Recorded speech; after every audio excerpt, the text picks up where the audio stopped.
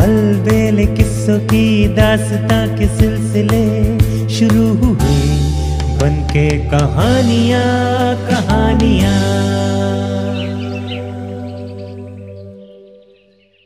आइए सुनते हैं आज की कहानी, मैं जीत गया पापा। जानकी बाई हाई स्कूल महाराज के स्कूल के खेल के मैदान में उस दिन दर्शक टूट पड़े थे। स्कूल के विद्यार्थी और अध्यापक तो उत्साहित थे ही, पूरे महाराजपुर में ही एक अजब सी सनसनी और उत्तेजना थी। आज जानकी बाई हाई स्कूल की फुटबॉल टीम का शहर के आदर्श मॉडल स्कूल के बच्चों के साथ मैच जो होना था। आदर्श मॉडल हाई स्कूल की फुटबॉल टीम का दूर दूर तक नाम था। पिछले 4-5 वर्षों में शायद ही कोई मैच वो हारी हो। पर इधर जानकी बाई स्कूल के बच्चों ने अपनी पुरानी टीम में जान डाल दी थी। उसके खिलाड़ियों ने खूब प्रैक्टिस की थी। प्रिंसिपल श्यामा कांत जी बहुत खुश थे और ये देखकर कि बच्चों में खूब उत्साह है, वे बार बार ये दोहराते थे कि बच्चों, मुझे उम्मीद है कि तुम लोग एक नया इतिहास रच डालोगे। जानकी बाई हाई स्कूल की फुटबॉल टीम अब अजय कहलाएगी। और सचमुच जानकी बाई हाई स्कूल के बच्चों ने इधर एक एक कर कई मैच लगातार जीते थे और पिछले 6 महीनों में तो उन्होंने सचमुच इतिहास बदलकर दिखा दिया। शायद ही कोई मैच हो जिसमें जानकी बाई टीम के उत्साही बच्चे हारे हों। यहां तक कि एक बार स्कूल के बच्चों और अध्यापकों के बीच में मैच हुआ था और उसमें बच्चों ने इतना बढ़िया खेल का प्रदर्शन किया था कि अध्यापक हैरान रह गए। शुरू में देखकर लगता था कि बच्चे हारेंगे, भला उम्र में इतने बड़े और होशियार अध्यापकों के आगे वे कैसे टिकेंगे। पर टीम के कप्तान सुनील और उस टीम के दबंग खिलाड़ी नितिन, जस्सू और बिल्लू ने इस चुनौती का इतना डटकर मुकाबला किया कि सामने वाली टीम के पसीने छूट गए और दर्शकों की तालियों ने समा बांध दिया। तब हारे हुए अध्यापकों ने अपने विजेता शिष्यों को आशीर्वाद दिया, विजयी भव। टीम के होनहार खिलाड़ियों में जस्सू स्कूल के चपरासी मेवालाल का बेटा था, पर वो उनमें सबसे आगे था। पर उसमें खेल कूद की इतनी लगन थी कि उसे देखकर सुनील चकराया। उसने अपनी टीम के बाकी खिलाड़ियों से पूछा और फिर झटपट जस्सू को टीम में ले लिया। जस्सू शुरू से ही तेज था, पर बाद में तो उसके खेल में इतना निखार आया कि कई बार कप्तान सुनील से उसने ज्यादा गोल किए और ऐसे हालत में गोल किए कि कोई कल्पना भी नहीं कर सकता था। लिहाजा दर्शकों की उसे खूब वाहवाही और तालियां मिली। इस बार लोग उत्सुकता से देखने पहुंचे थे कि आखिर मैच में कौन सी टीम जीतेगी। जानकी बाई हाई स्कूल के बच्चों ने इस बार खासी तैयारी की थी और छोटी से छोटी बात पर विचार विमर्श किया था। वे पूरी रणनीति बनाकर खेल के मैदान में उतरे थे और एड़ी से चोटी तक का जोर लगाकर ये मैच हर हाल में जीत लेना चाहते थे। साथ ही इधर सुनील और जस्सू के खेल में भी खासा सुधार हुआ था। दोनों ने खूब कमाल दिखाया, पर जाने क्यों जस्सू के आगे सुनील कुछ फीका पड़ जाता था। जस्सू में मैच जीतने का जो जोश और फुर्ती थी, सुनील में वो न थी। लिहाजा सुनील ने जब जब गोल करना चाहा, उसका निशाना चूका, लेकिन जस्सू हर बार कामयाब हुआ। एक के बाद एक उसने 3 गोल ठोक दिए। दर्शकों ने खूब तालियां बजाकर उसका स्वागत किया। लग रहा था महाराजपुर के दर्शकों ने ऐसा फुटबॉल खिलाड़ी कभी देखा ही नहीं। पर इस पर सुनील के पापा श्रीवास्तव साहब, जो शहर के कपड़ा मिल के मैनेजर थे, जाने क्यों कुछ चिढ़ गए। बड़े हो या छोटे, सभी जस्सू के गोल करने पर जोश में भरकर तालियां बजा रहे थे। पर श्रीवास्तव साहब के हाथ एक बार भी नहीं उठे, बल्कि उनका चेहरा मानो सफेद हो गया था। घर आकर उन्होंने सुनील को बुलाया, कहा, मैंने तुम्हें कहा था ना, इस चपरासी के बेटे को ज्यादा लिफ्ट मत दो, पर तुम नहीं माने और आज देख लो। सुनील हक्का बक्का, वो समझ नहीं पाया कि पापा कहना क्या चाहते हैं। उसे तो लगा था कि उसकी टीम जीती है तो पापा खुश होकर उसकी तारीफ करेंगे। पर मैंने प्रिंसिपल श्यामाकांत से जी से कहा है कि वे उसे स्कूल से निकाल दें। ऐसे गंदे बच्चे को मैं बिल्कुल पसंद नहीं करता, जो इतना घमंडी और खुदगर्ज हो। हर बार तुमसे बॉल छीनकर उसने आगे बढ़ाकर गोल किया, हर बार। ताकि कहते कहते सुनील के पापा का चेहरा मारे क्रोध के लाल हो गया। नहीं पापा, ऐसा तो नहीं। सुनील हक्का बक्का था और पापा की बातें उसे अजीब लग रही थी। पर उनका विरोध करने का मतलब था उनका गुस्सा और भड़काना, लिहाजा वो चुप हो गया। शायद कुछ देर बाद शायद पापा का गुस्सा शांत हो जाए, सोचकर सुनील बाहर लॉन में चला गया और वहां खेलती हुई चिड़ियों को देखने लगा। उसके बाद भी सुनील जस्सू के साथ अपने स्कूल की फुटबॉल टीम में खेलता रहा, पर जाने क्यों उसका मन भी बदल सा गया था। उसे लगने लगा था कि जस्सू के सामने उसकी चमक फीकी पड़ जाती है और सारी वाहवाही जस्सू के हिस्से में आ जाती है। यूं होते होते जो नहीं होना था वही हुआ, यानी सुनील और जस्सू की दोस्ती में दरार पड़ गई। उसके बाद सुनील जानबूझकर कोशिश करता कि खेल में वो हावी रहे और सबसे अलग नजर आए, जस्सू को कम से कम गोल करने का मौका मिले।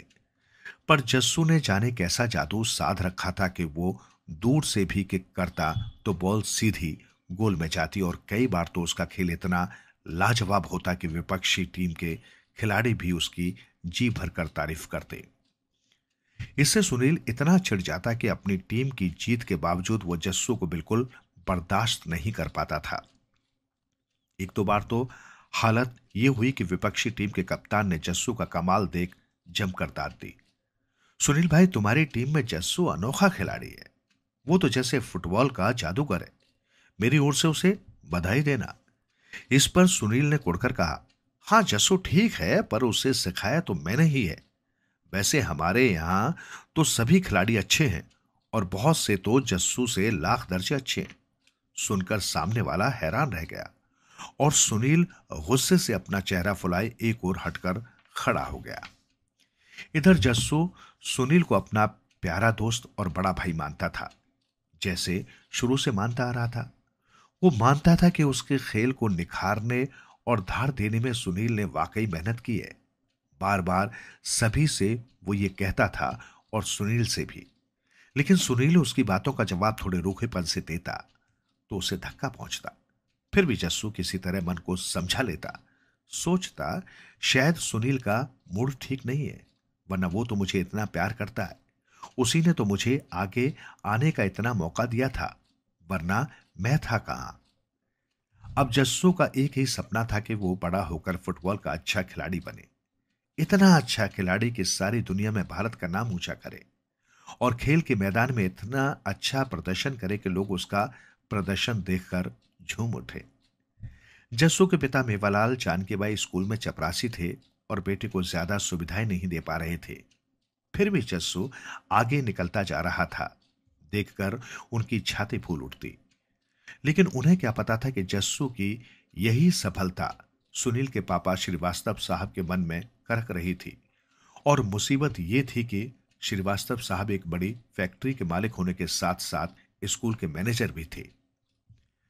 श्रीवास्तव साहब जब जब स्कूल में मुआयने के लिए आते थे और जाने क्या बात थी कि उनका गुस्सा कम होने के बजाय उल्टा और भड़कता जा रहा था।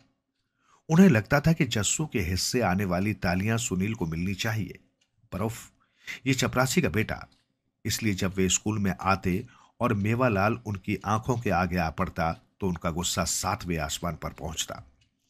अब वे उस पर कामचोरी का आरोप लगाकर बात बात में तंग करने लगे। स्कूल से निकालने की धमकी देते हुए कहते, जैसे तुम वैसा तुम्हारा बेटा, बिल्कुल नालायक हो तुम, मैं तुम्हें एकदम बर्दाश्त नहीं कर सकता, मुझे अपनी मनहूस शक्ल मत दिखाया करो। इससे मेवालाल ये तो समझ ही गए थे कि श्रीवास्तव साहब उसके बेटे की तरक्की से परेशान हैं और वही गुस्सा उलटकर अब उस पर उतार रहे हैं। पर वो सोचता, भला मैं क्या करूं? क्या जस्सू से कहूं कि वो जानबूझकर पीछे रहा करे, फुटबॉल सामने आए तो भी किक न करे और गोल हरगिज न करे। एक बार तो मेवालाल ने सोच ही लिया था कि वो जस्सू से कहे कि वो फुटबॉल छोड़कर कोई और खेल खेलना शुरू कर दे, पर फिर उसके मन ने उसे धिक्कारा। अरे मैं कैसा पिता हूं? पिता का काम बेटे के आगे दीवार खड़ी करना है या उसके लिए रास्ता बनाना है? मैं भला उसकी मुश्किलें क्यों बढ़ाऊं, उसके रास्ते में रोड़े क्यों अटकाऊं? पर श्रीवास्तव साहब लगातार अपनी कोशिशों में जुटे रहे। उन्होंने प्रिंसिपल पर दबाव बढ़ाना शुरू किया कि वो मेवालाल को नौकरी से हटा दे या फिर कम से कम जस्सू को ही स्कूल से निकाल दे। प्रिंसिपल मेवालाल को भी चाहते थे और जस्सू को तो जी जान से प्यार करते थे। वे जानते थे न मेवालाल का कसूर है और न जस्सू का, बल्कि जस्सू ने तो जानकी बाई हाई स्कूल के यश में चार चांद ही लगाए। पर उन पर श्रीवास्तव साहब का दबाव इतना बढ़ता जा रहा था कि आखिर न चाहते हुए भी उन्हें अप्रिय निर्णय लेना पड़ा। हां, जस्सू को बिना बात स्कूल से निकालने के बजाय उन्होंने यही उचित समझा कि उसे अलग से बुलाकर समझाया जाए। जस्सू को एकांत में बुलाकर उन्होंने प्यार से उसके सिर पर हाथ रखते हुए कहा, बेटे, आज मुझे एक ऐसा फैसला लेना पड़ रहा है जिसके लिए जिंदगी भर मैं शर्मिंदा रहूंगा और तुमसे आंख नहीं मिला पाऊंगा। मैं चाहता हूं कि तुम इस स्कूल से नाम कटवा लो, क्योंकि श्रीवास्तव साहब का दबाव मुझ पर बढ़ता जा रहा है। वे तुमसे और तुम्हारे पिता मेवालाल दोनों से बेहद नाराज हैं। पर मेवालाल को नौकरी से निकालूं तो तुम्हारे घर पर ज्यादा संकट आ जाएगा। इसलिए बेहतर है कि तुम ही स्कूल छोड़ दो। हां, मेरा प्यार, मेरा आशीर्वाद हमेशा तुम्हारे साथ रहेगा और मुझे उम्मीद है एक दिन तुम बहुत बड़े खिलाड़ी बनोगे और दूर दूर तक तुम्हारा नाम होगा। कहते कहते प्रिंसिपल जी की आंखें भीग गई और जस्सू तो एकदम हक्का बक्का रह गया। हां, पर पिछले कुछ दिनों से उसके पापा ने इशारों में उसे बहुत कुछ बता दिया था। तब से वो समझने लगा था कि श्रीवास्तव साहब कुछ न कुछ गड़बड़ तो करेंगे ही। उसने किसी तरह मन को पक्का किया, प्रिंसिपल जी के पैर छुए और उन्हें प्रणाम करके बाहर आ गया।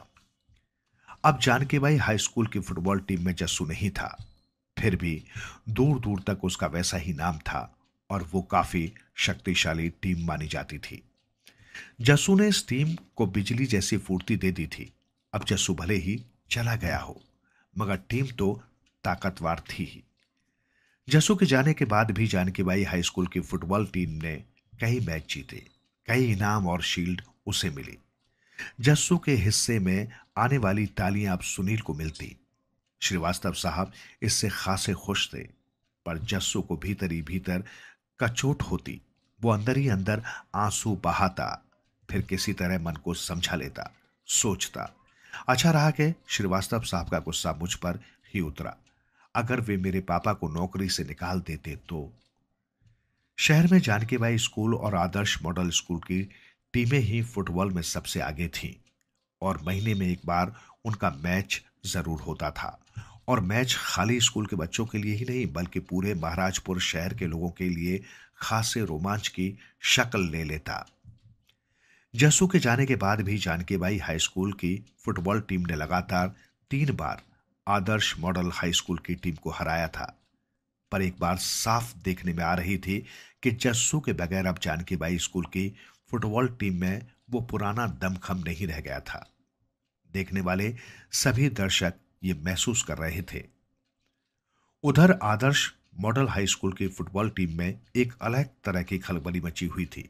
जस्सू के जाने के बाद वे सोचते थे कि जानकीबाई हाई स्कूल की टीम को आसानी से हरा देंगे, पर अब कुछ न कुछ तो करना होगा। एक दिन आदर्श मॉडल स्कूल के स्पोर्ट टीचर दीनानाथ जी ने जस्सू को अपने घर बुलाया। जस्सू, तुम कहो न कहो, पर तुम्हारी तकलीफ मैं समझता हूं। मुझे पता है फुटबॉल तुम्हारे लिए महज एक खेल नहीं, बल्कि जिंदगी की तरह है, और मुझे पक्का यकीन है कि तुम आगे चलकर फुटबॉल के लाजवाब खिलाड़ी बनोगे। पर तुम्हारे साथ जो कुछ हुआ उसे देखकर मैं ही नहीं, बल्कि हर सच्चे खिलाड़ी और सच्चे इंसान को दुख होगा। यही सोचकर मैंने तुम्हें बुलाया है, सिर्फ ये कहने के लिए कि अगर तुम चाहो तो तुम्हें खेलने का मौका हमारा स्कूल दे सकता है। तुम चाहो तो आदर्श मॉडल स्कूल में न सिर्फ कल से ही तुम्हारा एडमिशन हो जाएगा, बल्कि तुम्हारी फीस भी माफ कर दी जाएगी, और कल से ही हमारी फुटबॉल टीम के कप्तान तुम होगे जस्सू। सुनकर जस्सू को यकीन नहीं हुआ। खुशी के मारे उसकी आंखों में आंसू छलछला रहे थे। बोला, सर, आप सच कह रहे हो ना? मैं वादा करता हूं कि मैं इसकी पूरी कोशिश करूंगा। दीनानाथ जी बोले, आज ही मैं प्रिंसिपल मनचंदा जी से बात करूंगा। मुझे यकीन है कि वे जरूर मान जाएंगे। वैसे भी वे तो हर पल तुम्हारी तारीफ करते हैं। और सचमुच जैसे आदर्श मॉडल हाई स्कूल के स्पोर्ट्स टीचर दीनानाथ जी ने कहा था, वही हुआ। जस्सू का आदर्श मॉडल हाई स्कूल में दाखिला हो गया। और उसके साथ ही वो आदर्श मॉडल स्कूल की फुटबॉल टीम का कप्तान भी बन गया। उस दिन आदर्श मॉडल स्कूल की पूरी फुटबॉल टीम रोमांचित थी और पूरे स्कूल में इस कदर खुशी की लहर दौड़ गई जैसे जस्सू का आना किसी अनोखे पर्व की तरह हो। और जस्सू, उसने उसी दिन से खेल के मैदान में इस कदर जोरदार अभ्यास करना शुरू कर दिया मानो उसके खेल की शुरुआत तो अब हुई है। कोई 15 दिन में जस्सू ने न सिर्फ अपने खेल में नई धार पैदा की बल्कि आदर्श मॉडल हाई स्कूल की टीम में भी नई जान पैदा कर दी। कोई 15 दिन इसमें लगे और इस बीच शहर के दूसरे स्कूलों की 2 टीमों को उसकी टीम ने इतने मजे में हरा दिया कि लोग जान गए कि अब आदर्श मॉडल हाई स्कूल की टीम पुरानी वाली टीम नहीं रही। जस्सू के रूप में उसे एक जादूगर मिल गया और अब कुछ ही रोज बाद वो रोमांचक मैच होना था जिसका पूरे महाराजपुर शहर के लोगों को इंतजार था। ये जानकी बाई हाई स्कूल और आदर्श मॉडल हाई स्कूल की टीमों के बीच खेले जाने वाला रोमांचक मैच था। अब स्थितियां बदल चुकी थी और एक नया इतिहास खुद को लिखे जाने की प्रतीक्षा में था। बिन कहे महाराजपुर के लोग ये जान रहे थे, सबकी आंखों में गहरी उत्सुकता थी। पूरे महाराजपुर में एक तरह की सनसनी और उत्तेजना का माहौल था। और जिस इतवार को शाम के समय ये खेल होना था उस दिन जानकी बाई हाई स्कूल के खेल के लंबे चौड़े मैदान में खाली स्कूल के विद्यार्थी ही नहीं बल्कि सारे शहर के बच्चे और किशोर उत्सुकता से इकट्ठे हो गए थे। फिर चाहे वे किसी भी स्कूल के हों, यहां तक कि बड़ी उम्र के लोगों की भी खासी भीड़ फुटबॉल मैदान में उमड़ पड़ी थी। जिनकी फुटबॉल के खेल में दिलचस्पी थी वे तो आए ही थे, पर जिनका ज्यादा दिलचस्पी नहीं थी वे जस्सू का खेल या उसकी एक झलक देखने आए थे। भला कौन ऐसा खिलाड़ी है जिसने रातों रात एक इतिहास बदल दिया। और मैच शुरू हुआ तो मैदान में इस कदर सन्नाटा था कि सुई भी गिरे तो आवाज हो। सबकी आंखों में गहरी उत्सुकता थी। शुरू में जानकी बाई हाई स्कूल की टीम ने थोड़ा आक्रामक अंदाज में खेलने की कोशिश की, पर जल्दी ही उनका जोश ठंडा हो गया। जब आदर्श मॉडल हाई स्कूल की टीम ने खेल शुरू होने के 5-7 मिनट के अंदर ही लगातार 2 गोल कर दिए और ये दोनों गोल जस्सू ने किए थे। जस्सू को अपने सामने देखकर सुनील का चेहरा उतर गया था और जितना जितना वो अच्छा खेलने की कोशिश करता उतना ही उसके हाथ पैर कांपने लगते और वो निशाना चूक जाता। बिल्कुल गोल के पास पहुंचकर भी वो गोल नहीं कर पा रहा था और जस्सू की टीम सहजता से गोल किए जा रही थी। देखते ही देखते 2 गोल और हो गए तो जानकी बाई स्कूल के खिलाड़ियों की हालत खराब होने लगी। अपने खिलाड़ियों का जोश बढ़ाने के लिए स्कूल के बच्चे जोर जोर से तालियां बजा रहे थे।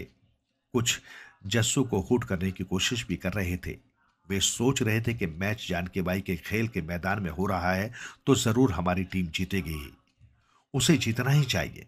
पर आदर्श मॉडल हाई स्कूल के पास इस समय जस्सू था, ऐसा खिलाड़ी जो अकेला 10 के बराबर था। फिर जस्सू ने स्कूल की फुटबॉल टीम में ऐसी जान फूंक दी थी कि उसकी टीम के खिलाड़ी जब फुटबॉल को किक करते तो वो इस कदर हवा उड़ती नजर आती कि जानकी बाई के खिलाड़ियों के रोके न रुकती। देखकर उनके चेहरे उतर जाते। सुनील का चेहरा मुरझाया हुआ था, फिर भी उसने कई बार अपनी टीम के खिलाड़ियों को चेताने की कोशिश की थी। 1-2 बार तो उसे डांटना भी पड़ा था कि क्या मुर्दों की तरह खेल रहे हो, जरा जोश दिखाओ ना। पर इससे उसको टीम के खिलाड़ी और अधिक गुस्से में आ गए और चिड़चिड़े हो गए। नतीजा यह हुआ कि मिलकर खेलने और जीतने का जोश उनमें और कम हो गया। इसी का फायदा उठाकर आदर्श मॉडल हाई स्कूल के खिलाड़ियों ने एक एक कर 3 गोल और ठोक दिए। जानकी बाई की टीम वर्षों बाद इस बुरी तरह पिटी थी। हालत यह थी कि सुनील ही नहीं, उसके किसी भी खिलाड़ी को सफलता नहीं मिल रही थी और उधर सामने वाली टीम के कप्तान जस्सू का जादू सबके सिर पर बोल रहा था। आदर्श मॉडल हाई स्कूल के 7 गोलों में 5 अकेले जस्सू ने ही किए थे। सुनील ने देखा तो उसकी हालत खराब हो गई, दिमाग चकराने लगा। अंत में उसे लगा कि उसकी आंखों के सामने अंधकार छा गया है। थोड़ी देर में उसे चक्कर आया और वो वहीं गिर गया। सुनील के गिरते ही हड़कंप सा मच गया। जानकी बाई स्कूल की टीम के खिलाड़ियों ने मौके का फायदा उठाया और जोर जोर से चिल्लाकर कहना शुरू किया। जस्सू ने सुनील को धक्का देकर गिरा दिया। जस्सू को मैदान से बाहर निकालो। पर इतने में ही जानकी बाई स्कूल के प्रिंसिपल श्यामलाल कांत मैदान में आकर बोले, मैंने खुद देखा है, जस्सू सुनील से काफी दूर था, फिर उसने भला धक्का कैसे दे दिया। इतने में सुनील को होश आ गया। पानी पीकर थोड़ी ताकत आई। उसे भी शोर सुनाई पड़ा। सुनकर बोला, नहीं, मुझे किसी ने नहीं गिराया। जस्सू का कोई कसूर नहीं है, मैं ठीक हूं। खेल रुकेगा नहीं, आगे चलेगा। और सुनील ने थोड़ा पानी पीकर सुस्ताने के बाद फिर खेलना शुरू किया। इस बार सुनील थोड़ा संभल कर खेला। टीम के खिलाड़ियों ने भी हिम्मत दिखाई, पर बाजी उनके हाथों से निकल चुकी थी।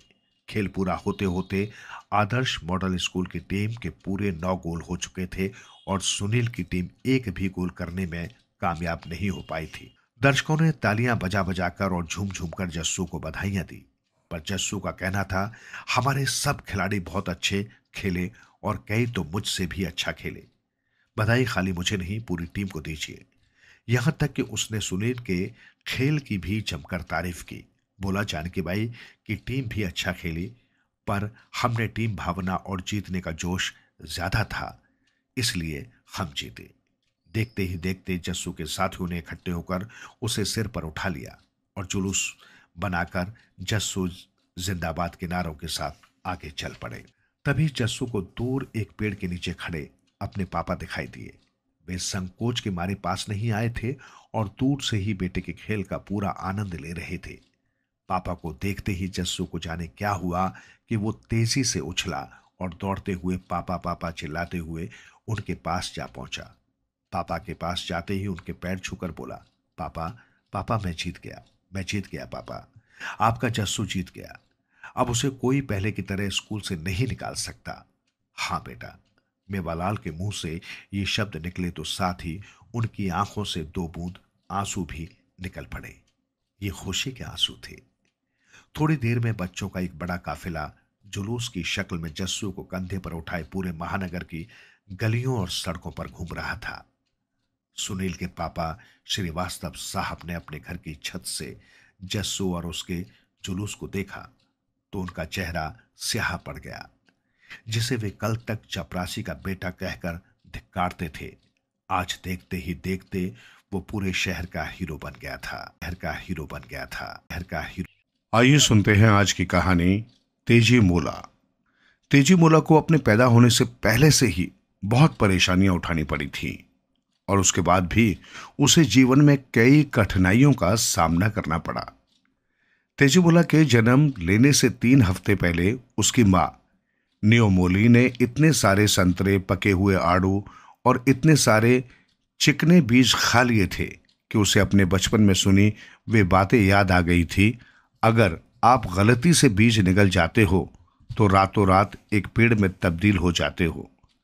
डर के मारे वो उस रात सो नहीं पाई और अजीब अजीब सपने उसे आते रहे कि वो अलग अलग तरह के पेड़ों में बदल गई है।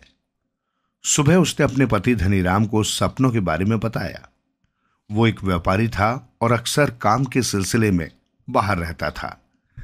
धनीराम ने उसे समझाया कि उसके सपनों का कोई मतलब नहीं है।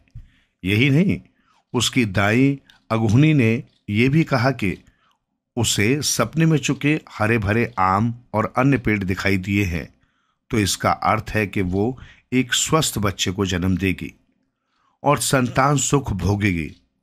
पर अगहुनी की बात गलत साबित हुई और बच्ची को जन्म देते ही नियोमोली की मृत्यु हो गई।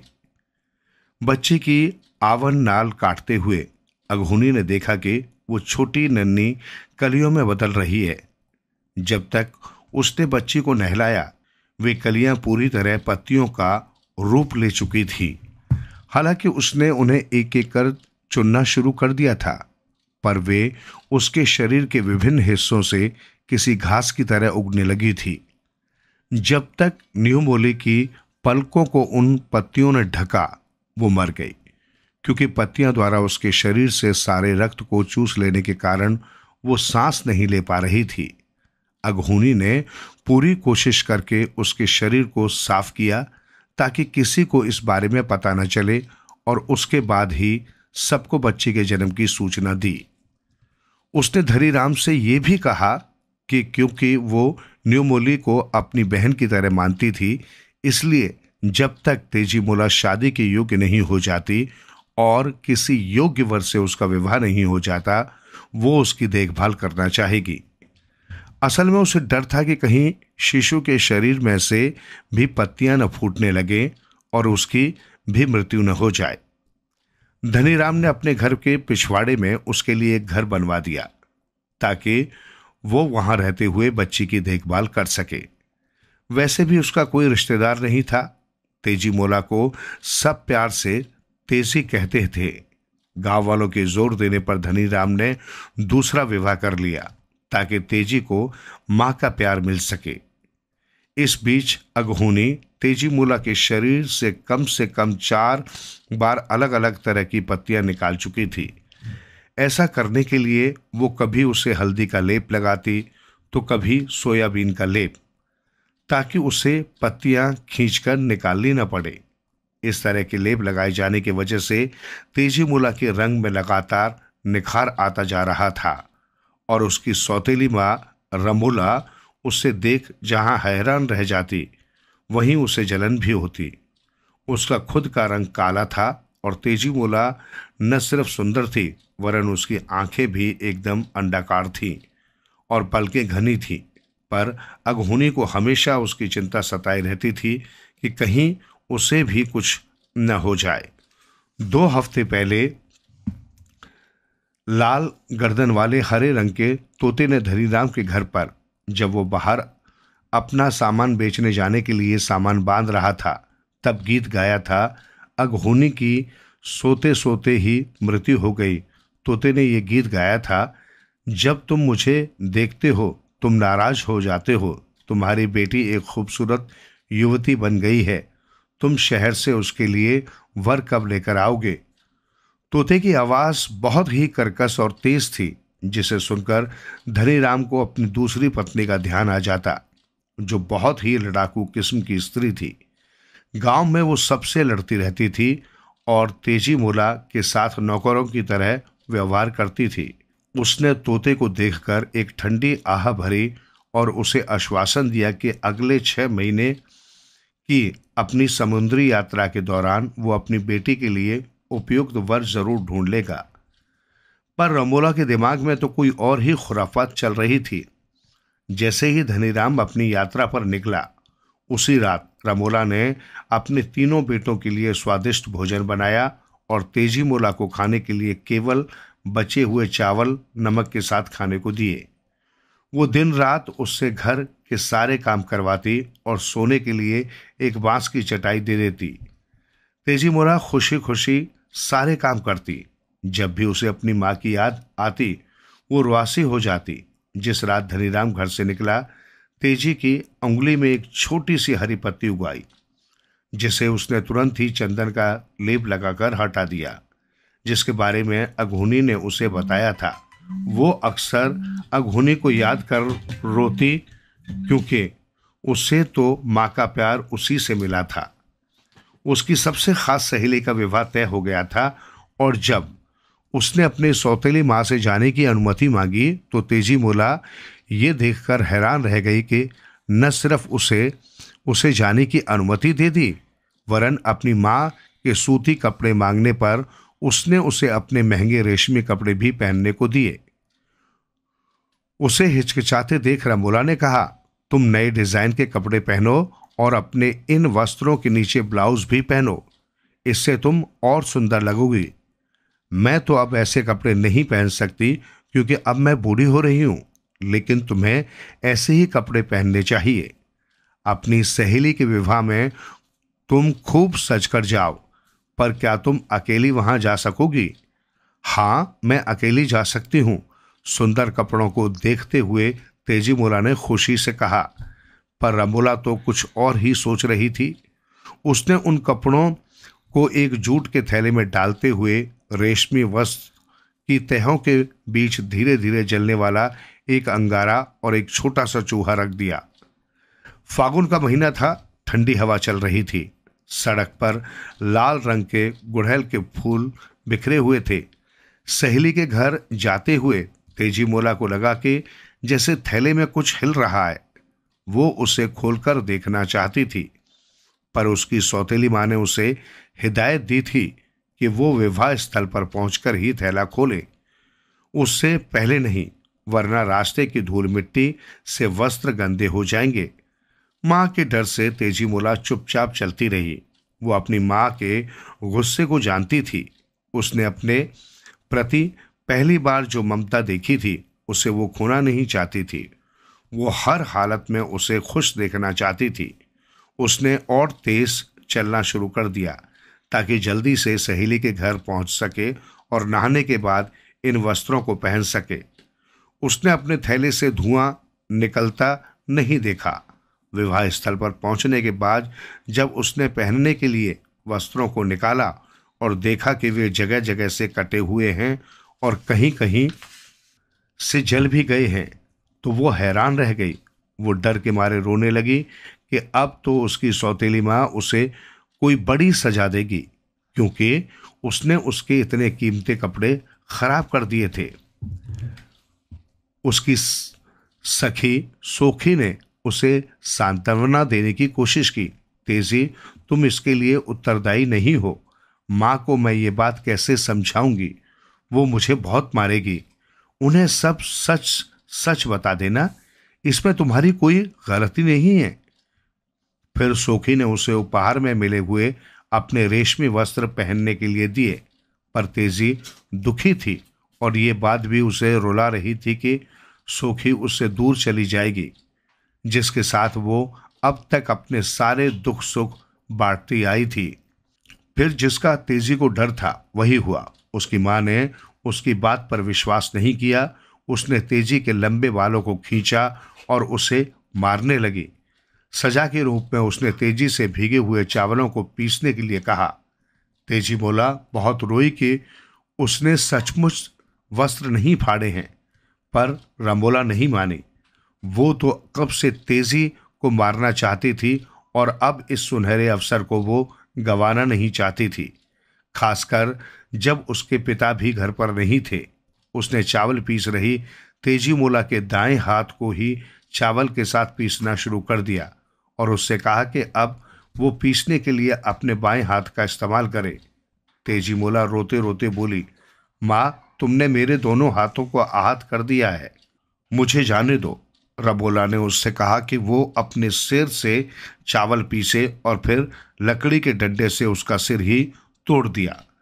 रमोला ने उसके शव को पिछवाड़े में दबा दिया। जैसे ही रमोला वहां से हटी, तेजी मोला का मांस धीरे धीरे फूटकर कद्दू की एक बेल में बदल गया। उसकी वाहिकाओं ने मिट्टी से रक्त चूस लिया और उससे पौधे का पोषण होने लगा। पत्तियां, टहनियों और जड़ों ने तेजी मोला की आत्मा को सुरक्षित रखा। दोपहर में जब ठंडी हवा बह रही होती तो पिछवाड़े में खड़ा कद्दू का पौधा गीत गाता और अपने फूलों की खुशबू बिखेरता रहता। लोगों को इसमें कुछ भी अजीब नहीं लगता था, क्योंकि ऐसी ठंडी दोपहर में अक्सर हवा में ऐसे गीत बहते थे, खासकर जब अपनी मादा कबूतर को लुभाने के लिए नर कबूतर गुटरगू करते थे। बेल वाले पौधे द्वारा गाए जाने वाला गीत बहुत ही मधुर होता था। लगता था कि कहीं बहुत दूर कोई स्त्री गा रही है। जब पड़ोसियों ने तेजी मोला के बारे में पूछा तो रमोला ने कहा कि वो अपनी सहेली के घर गई है, कुछ महीनों बाद वापस आ जाएगी। अपने अपराध बोध की वजह से शायद रमोला पिछवाड़े में जाती ही नहीं थी। एक दिन एक दुबली पतली स्त्री उससे भीख मांगने आई और कद्दू की मांग की। रमोला उसकी बात सुन हैरान रह गई। वो उस पर चिल्लाई, तुम बेवकूफ़ हो क्या? मैंने तो हफ्तों से कद्दू नहीं पकाया है, यहाँ तक कि रोहू मछली के साथ खाने के लिए भी नहीं। मैंने अपने बेटे को आज ही बाजार भेजा है कि वो कहीं से अच्छा कद्दू ले आए, पर तुमने कहाँ से मेरे घर में कद्दू देख लिया? मैं झूठ नहीं बोल रही हूँ। आप इस घर की मालकिन हैं और अगर आप मुझे कद्दू नहीं देना चाहती हैं तो कोई बात नहीं। उसने बहुत सम्मान से रमोला के सामने अपनी बात रखी। स्त्री जाने को मुड़ी। रमोला हैरानी से बोली, मुझे नहीं पता कि तुमने कद्दू कहाँ देखा है, पर अगर ऐसा है तो खुद ही जाकर ले लो। कुछ क्षण बाद वो स्त्री चिल्लाती और रोती हुई वापस आई और बेहोश हो गई। रमोला के तो जैसे होश ही उड़ गए। बड़बड़ाती हुई वो अंदर गई और पानी लाकर उस स्त्री पर छिड़का। क्या तुम ठीक हो? क्या हुआ? तुमने क्या देखा? होश आने पर स्त्री ने अपनी घबराई हुई नजरें चारों ओर घुमाई। वो अभी भी कांप रही थी और पसीने से तर थी। उस बेल में भूत है। वो कहती है कि वो तेजी मुला है और उसकी सौतेली माँ ने रेशमी वस्त्र खराब हो जाने की वजह से उसकी हत्या कर दी है। वो कौन है? ये सुन रमोला बरामदे में इधर उधर चक्कर काटने लगी। उसे डर लग रहा था क्योंकि पड़ोसी अक्सर उससे पूछते ही रहते थे कि तेजी मुला अभी तक वापस क्यों नहीं आई। अचानक उसके मन में एक विचार कौन था, आखिर वो एक बेल ही है, वो तो मर चुकी है। वो एक बड़ी सी कुल्हाड़ी लेकर पिछवाड़े में गई और बेल से सटकर खड़ी हो गई ताकि गाना सुन सके। उसने सुना कोई विवाह के समय गाए जाने वाले विदाई गीत गा रहा है। तुरंत उसने बेल के टुकड़े टुकड़े कर दिए। पौधे के कोमल बीज चारों ओर बिखर गए। उनका रस उसके सफ़ेद कपड़ों पर पड़ा तो निशान बन गए। वो बुरी तरह से हाँफ रही थी और उसके माथे से पसीना बह रहा था। उस पौधे में 459 बड़े कद्दू लगे हुए थे। 92 अभी पूरी तरह से बने नहीं थे और उस पर 345 फूल थे जिन्हें वो एक एक करके चुनने लगी, पहले अकेले फिर अपने दोनों बेटों की सहायता से जो तब तक घर लौट आए थे। बड़ा बेटा जो कद्दू लेने गया था अभी तक नहीं लौटा था। उन तीनों ने मिलकर एक गहरा गड्ढा खोदकर उस पौधे को बगीचे के एक एकांत कोने में दबा दिया। इस बार जहां इस पौधे की पत्तियां, टहनियां, बीज, जड़ आदि दबाए गए थे, वहां पर गहरे लाल रंग के आलू बुखारे के फल जैसा पौधा उगाया। कुछ हफ्तों बाद गांव के कुछ गाय चराने वाले रमोला के पास पके हुए आलू बुखारे मांगने आए, पर उसने उनकी बात नहीं सुनी और नारियल कसने बैठ गई।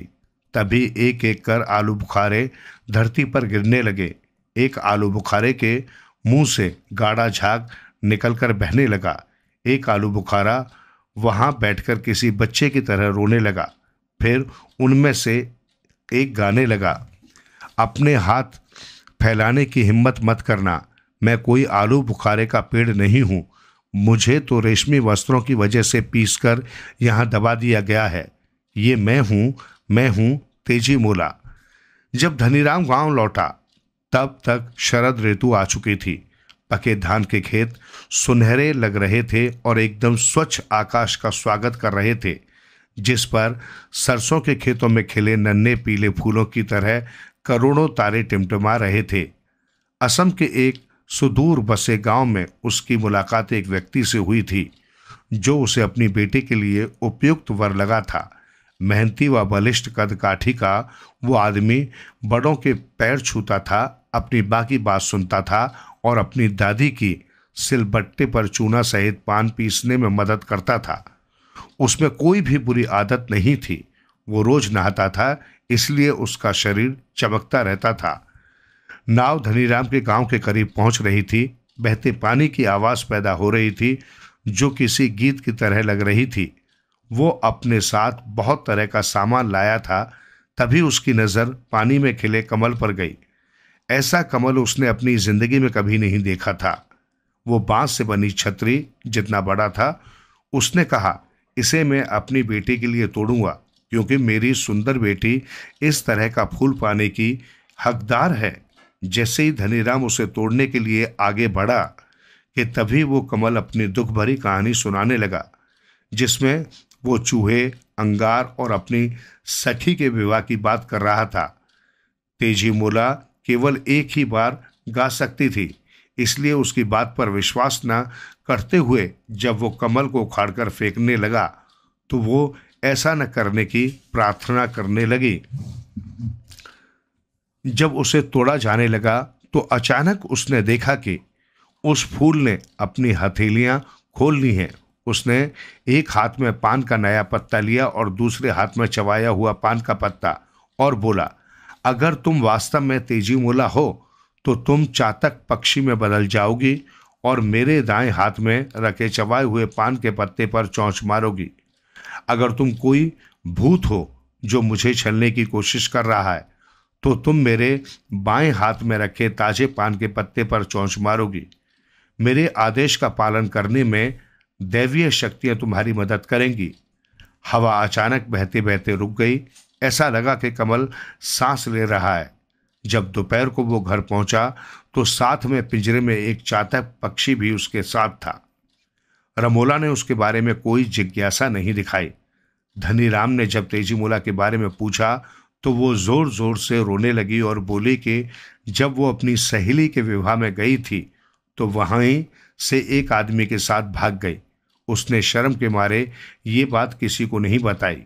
उसके तीनों बेटों ने कहा कि उन्होंने तेजीमोला को जगह जगह ढूंढा पर वो कहीं नहीं मिली। ये सुन धनीराम एक लाल बॉर्डर वाला वस्त्र लेकर पिंजरे के पास गया और तेजीमोला से कहा, अब मैं तुम्हें आदेश देता हूं कि तुम अपने असली रूप में आ जाओ और इस वस्त्र को पहनो।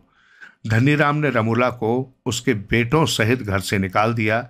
1 महीने बाद गांव वाले ऐसी भव्य शादी में शामिल हुए जिसकी उन्होंने कभी कल्पना तक नहीं की थी। रमोला को उसके बाद किसी ने नहीं देखा। हालांकि गांव के बाहरी हिस्से में रहते हुए तीनों बेटे तेजीमोला के खिलाफ कोई न कोई षड्यंत्र रचते रहे पर कभी सफल नहीं हुए। तेजीमोला अपने पति के साथ सुखमय जीवन व्यतीत करती रही।